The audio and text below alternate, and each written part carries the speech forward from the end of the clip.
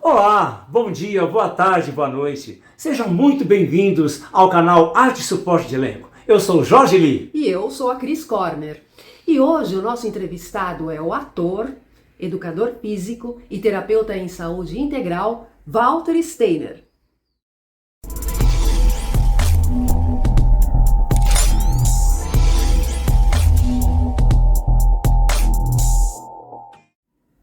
Dos cálculos exatos da engenharia para a emoção dos palcos. Sim, nosso entrevistado se envolveu com teatro fazendo curso de engenharia, gente. Vamos ver como é que tudo começou? Vamos. Onde tudo começou. Eu sou de Campinas. E lá nos idos de 1969, 70, eu cursava engenharia eletrônica lá na Unicamp.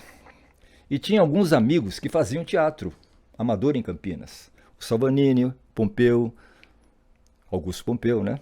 O Adhemar Reis, Mariluce Lopes, um jornalista da época, um artista plástico muito incrível, chamado Moretti Bueno. Era um grupo. E esse grupo foi crescendo, a amizade foi crescendo. O que aconteceu? Foi-se a engenharia eletrônica. E eu comecei a fazer teatro amador de uma forma mais intensa. Fizemos muitas coisas legais. Uma delas, o Pacto. Era um texto do Salvanini, que era eu e o Pompeu em cena. Uma peça incrível. E fizemos muitas apresentações pelo interior do estado, São Paulo, no antigo Teatro Paiol. E Pompeu. Fiz ST mais Messias com a Mariluce Lopes. Era eu, ela em cena também. E a cenografia era do Moretti Bueno. E ele fez uma espécie de túnel do tempo no teatro, muito avançado na época. A gente entrava naquele túnel, era uma coisa daqueles anos, né? E fizemos muitas coisas legais. E aí, o que aconteceu? Resolvi vir para São Paulo, fazer escola de arte dramática na USP. Cursei 2 anos e depois do segundo ano, um ator de teatro, Oswaldo Mendes, e um diretor famoso na época, Adhemar Guerra, me convidaram para fazer parte do elenco da Missa Leiga, da primeira montagem da Missa Leiga, uma peça que fez muito sucesso em São Paulo e no Brasil todo pelo tema, né? Um tema revolucionário na época. E lá estava o Armando Bogos, estava o Acaiabe, estava o Everton de Castro e uns atores muito incríveis. Então lá fui eu fazer a Missa Leiga. Muito legal. Muitas apresentações, a temporada foi bem grande, né? Era o maior sucesso a peça. Mas lá pelos meados da temporada, as portas da percepção estavam abertas e eu tive muitas experiências de autoconhecimento, já trabalhos com saúde, com treinamentos, laboratórios, etc. E eu resolvi parar com a Missa Leiga. Saí da Missa Leiga, peguei o Adhemar Reis, que atualmente mora em Boston. Falei, Adhemar, vamos fazer uma coisa assim mais experimental. Então compramos uma Kombi e saímos pelas universidades do interior de São Paulo, também em São Paulo, na FMU, e várias faculdades fazendo teatro experimental, que era uma montagem que a gente fazia espontaneamente. Então, o público era convidado para ir em determinado lugar, ou teatro. A gente entrava e começava tudo a acontecer no momento, através de alguns materiais que a gente usava. E às vezes a peça começava às 8 horas da noite e terminava meio-dia do outro dia, com o pessoal batendo lata na cidade, nossa senhora, cantando, etc. Coisas da época. Eu fui muito influenciado na época pelo Living Theatre, do Julian Beck, e também pela Oficina. E o meu grupo, na época, a gente fazia coisas de uma criatividade imensa. Só que chegou um período que a barra pesou para o meu lado, né?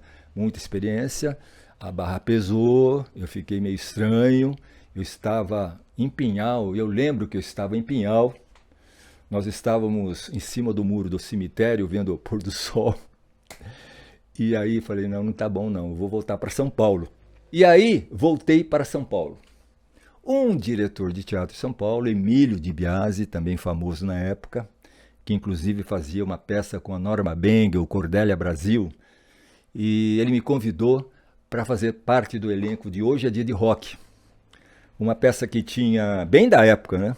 José Vicente, retratava bem o que estava acontecendo em 1972, naquela época bem conturbada, muito legal. Então era o Raul Cortez, tinha o Nuno Léo Maia, o Richelli, a Nilda Maria, Ariclé Pérez, Rodrigo Santiago e outros. O Paraná. Era um elenco bem legal. Então lá fui eu fazer Hoje é Dia de Rock do José Vicente, lá no Teatro 13 de Maio. Fizemos a peça, chegou nos meados da temporada, é a minha personalidade, e eu resolvi viajar um pouco, conhecer outras coisas, e fui viajar e sair da peça. Larguei o teatro. Só que, com isso, eu também entrei em estudos de saúde, de treinamento. Eu fiz faculdade de educação física, sou pós-graduado, sou terapeuta de saúde integral, com uma série de formações nessa área, e eu sou isso até hoje, que é uma das minhas profissões. E fui viajar. Andei por aí, mas depois de alguns anos eu estava na Cantareira, trabalhando com paisagismo, e chegou uma pessoa me procurando. Walter, estou te procurando, o Ademar Guerra está te chamando para fazer uma peça com Araci Balabanian, que era o último dia de Araceli. Tinha o Carlos Vergueiro, tinha Araci, tinha Clarice Abujanra. Então lá fui eu fazer o último dia de Araceli. Foi muito difícil fazer essa peça, porque eu estava muito religioso na época. Fazia capoeira, fazia todas essas coisas. E foi muito difícil, porque eu fazia a pessoa que tinha matado a Araceli, a menina Araceli. Então era um contraponto comigo muito difícil. Mas fizemos a temporada inteira, foi muito legal, conheci muita gente. Mas depois dessa temporada, então, eu resolvi realmente sair do teatro e abarcar a minha profissão de educador físico, de terapeuta de saúde integral, né? Mais base para meu sustento, etc, etc. Muito difícil de fazer teatro na época. E parti também para novas aventuras. Isso durou uns 40 anos. E depois de 40 anos, o Marinho Piacentini, que era diretor do Tuca na época, amigo meu, fizemos muitas coisas juntas, ele escreveu um livro Das Mãos do Imperador. E na época, foi mais ou menos no início da pandemia, eu estava envolvido com um espaço cultural muito lindo em São Paulo, que chamava EIWA. Um espaço assim de saúde, de ecologia, de alimentação, mas o espaço era muito bonito. E então, eu lendo o livro Das Mãos do Imperador, porque eu fui encontrar o Marinho quando ele lançou o livro lá nos Jardins, e foi um encontro depois de muitos anos. Quando eu li o livro, eu senti que era tudo que eu estava querendo na época, porque a coisa do teatro sempre ficou dentro de mim, né? E então, esse é o resumo por onde tudo começou. E agora nós estamos numa nova montagem, que é o Evangelho segundo Pilatos. Então, vem aí grandes novidades. Tá bom? Walter é uma pessoa que sempre buscou a sua espiritualidade. Será que essa busca potencializou, né, o caminho dele rumo ao teatro, às artes cênicas? Vamos ver o que ele respondeu? Sim, eu sempre busquei a tal da espiritualidade, né? Eu fui muito envolvido pelos anos 70, das portas da percepção abertas. Então, a gente começou a praticar yoga, macrobiótica, fazer jejuns, eu virei budista e uma série de situações assim. E aí a vida veio me proporcionando muitos encontros de pessoas com muita sabedoria que eu encontrei na vida e fui caminhando, caminhando, caminhando. E essa busca, é claro que influencia essa minha veia artística de teatro, né? A atuação, a veia artística de teatro. Eu acho o teatro uma coisa muito maravilhosa em termos de comunicação, de a gente se expressar um para o outro. E isso também é espiritualidade, né? A comunhão de ideias, a comunhão de corações, né? E o teatro, como arte, também ele faz com que a gente pratique a amizade, pratique a colaboração, pratique até o autocuidado, porque a gente, para fazer uma peça, tem que ter uma estrutura corporal legal. Então, a gente pratica tantas coisas legais, principalmente de carinho entre as pessoas, que para mim isso é espiritualidade. E vocês veem isso pela peça das Mãos do Imperador. Se não fosse essa busca, esse caminho, como que eu chegaria numa peça chamada Das Mãos do Imperador, que na verdade é um estudo sobre espiritualidade humana, né? E essa tal da espiritualidade precisa de conhecimento, precisa de buscas, precisa de saber os acontecimentos e principalmente as práticas. Jorge, o Walter também desenvolve um trabalho muito interessante em saúde integral. O foco desse trabalho é no equilíbrio do corpo, da mente, do espírito, para promover uma saúde de forma natural e consciente.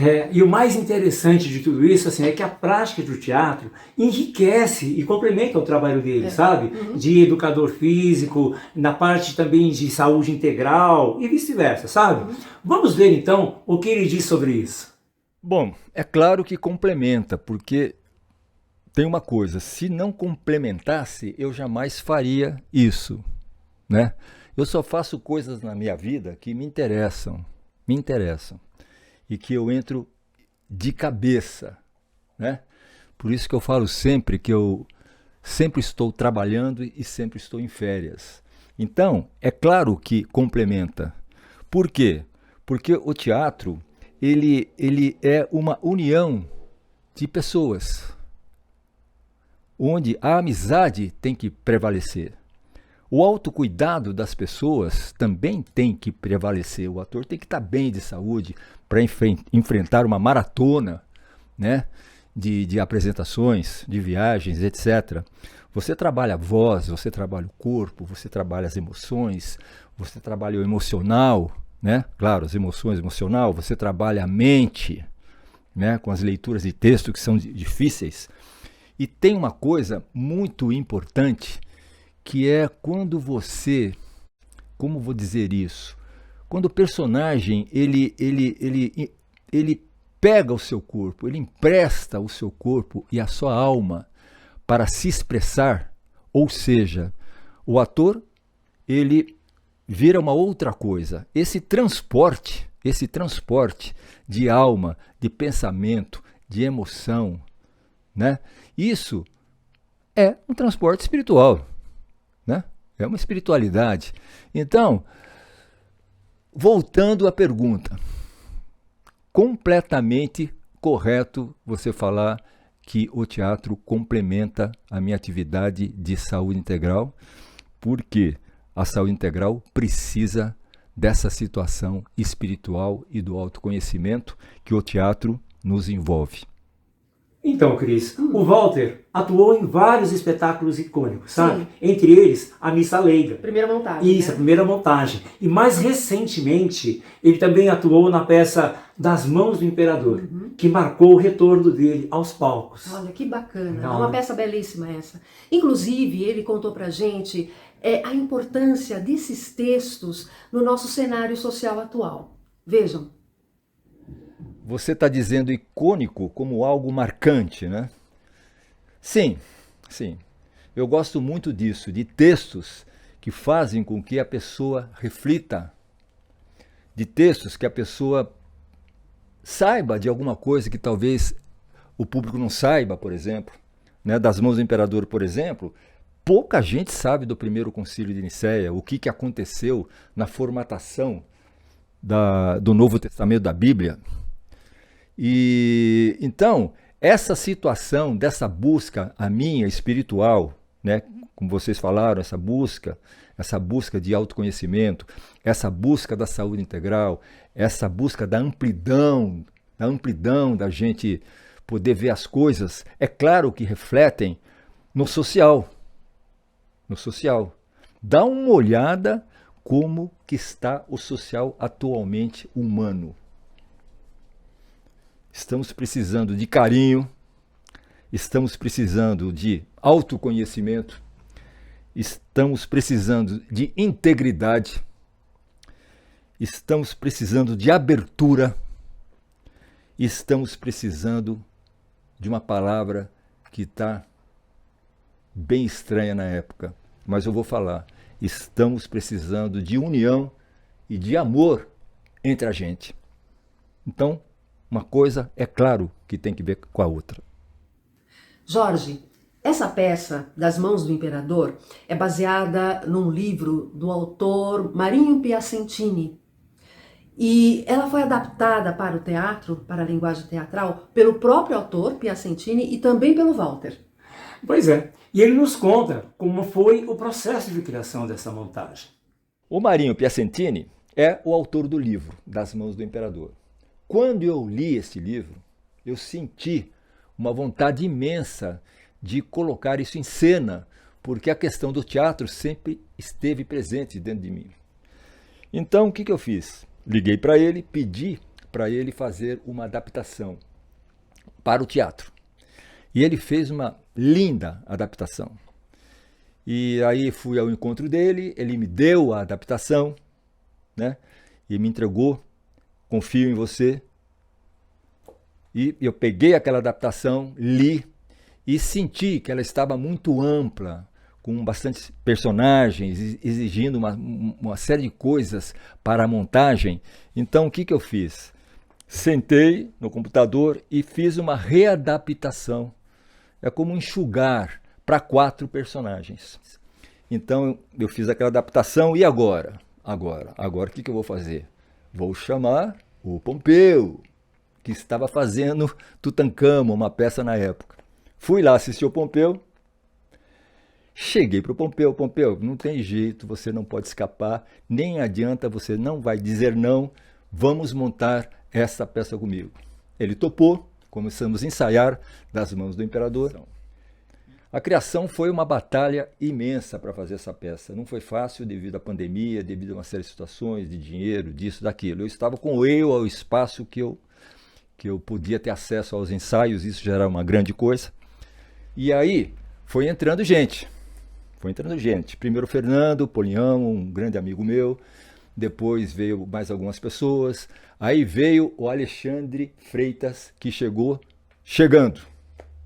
Logo em seguida veio o Paulinho Arapuã, que chegando.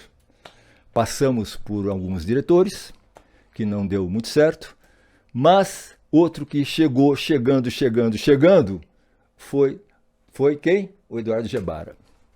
Super diretor, super amigo, nós ficamos amigos momentaneamente, uma cabeça maravilhosa, sabe tudo de música, sabe tudo de iluminação, sabe tudo de colocar as coisas nos lugares corretos, o refletor, plugar tudo, ou seja, ele pegou a nossa peça, adornou a nossa peça e com a capacidade que ele tem de união entre as pessoas, a gente ficou de uma integridade muito legal e estreamos a peça Das Mãos do Imperador no Eiwa.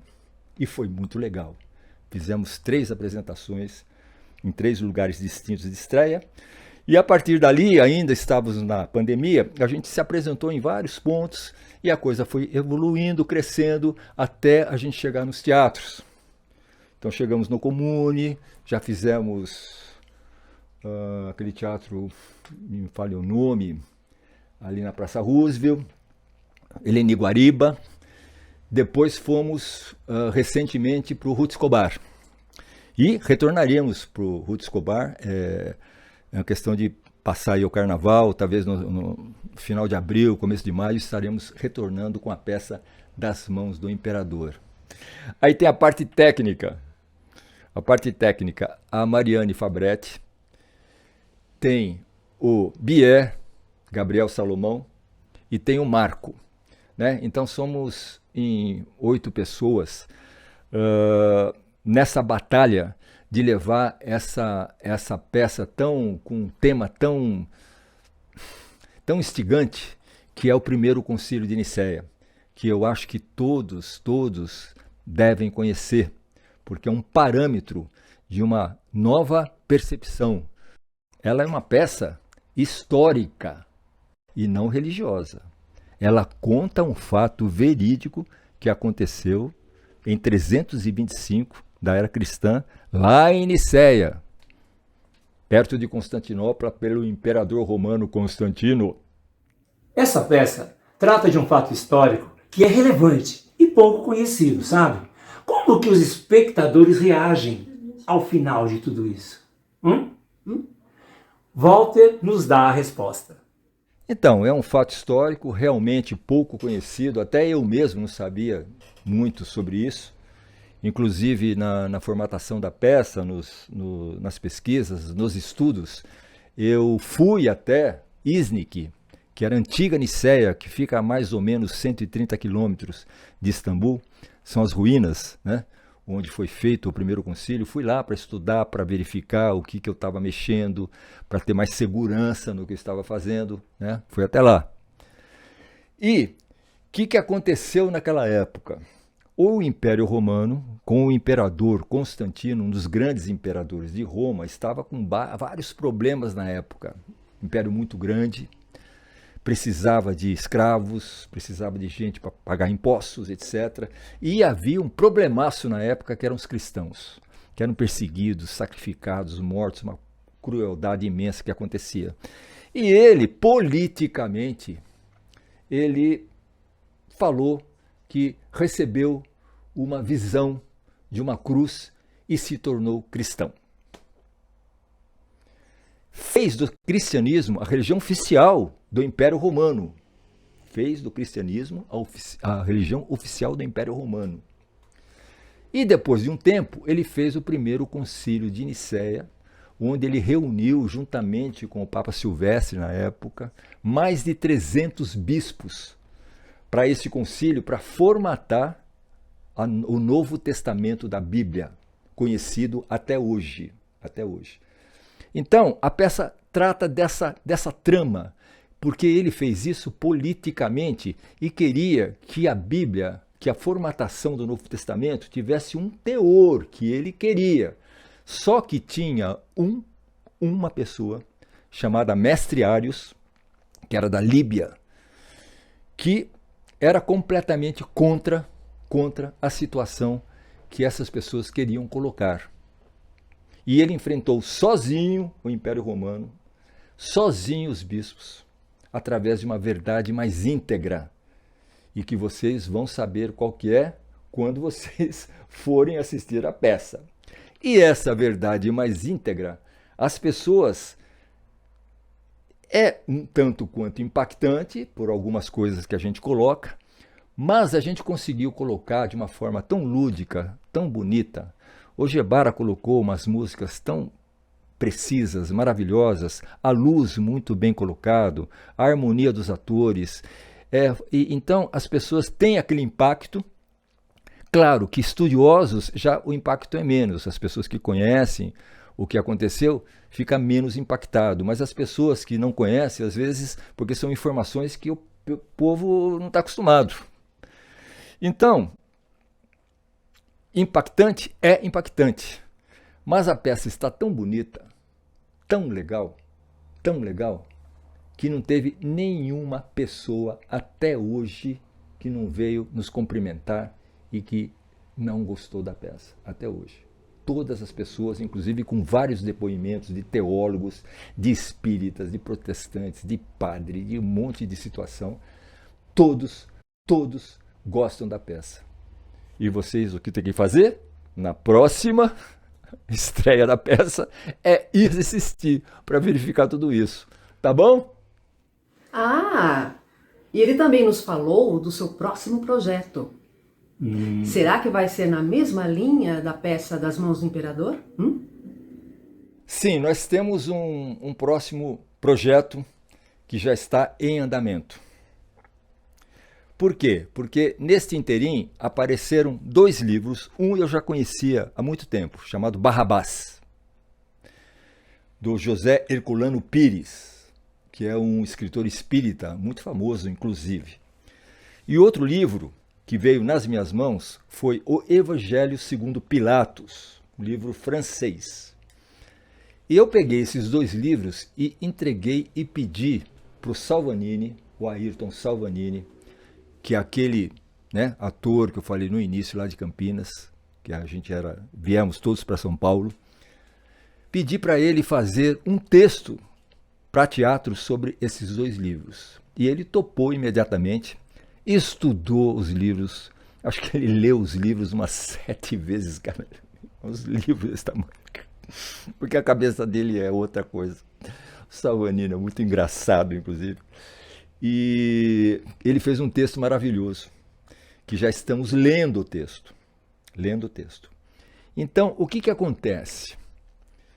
E a peça vai se chamar O Evangelho segundo Pilatos, que é o mesmo nicho, Porque o que acontece? Os 4 evangelhos que foram os responsáveis pela formatação do Novo Testamento da Bíblia, só 4, só que tinha mais de 300 evangelhos. E a ótica do Pilatos é uma ótica completamente diferente, porque ele estava ali nos acontecimentos. Então vai ser muito interessante, porque nós vamos ter 2 peças na mesma linha, que inclusive uma pode ser a primeira sessão, que é onde aconteceram os fatos, e depois Das Mãos do Imperador, onde o que fizeram com os fatos em 325 da era cristã. É a mesma linha. Então, estamos todos empolgados. Vai ser difícil? É um desafio, mas é tão bom um desafio. Ainda mais no teatro, né? Como bem sabemos, o trabalho de um ator e de uma atriz é de muito aprendizado ao longo da vida, né? E de superar desafios constantes. Veja o que o Walter Steiner falou para os atores iniciantes. Artistas iniciantes. Todos nós somos iniciantes. Na verdade, em tudo, né? Mas na arte do teatro, todos nós somos iniciantes. Mas, vamos dizer assim, as pessoas que têm menos experiência, o que eu poderia falar? Coragem, estudo, cuidado pessoal. O artista tem que ter cuidado pessoal.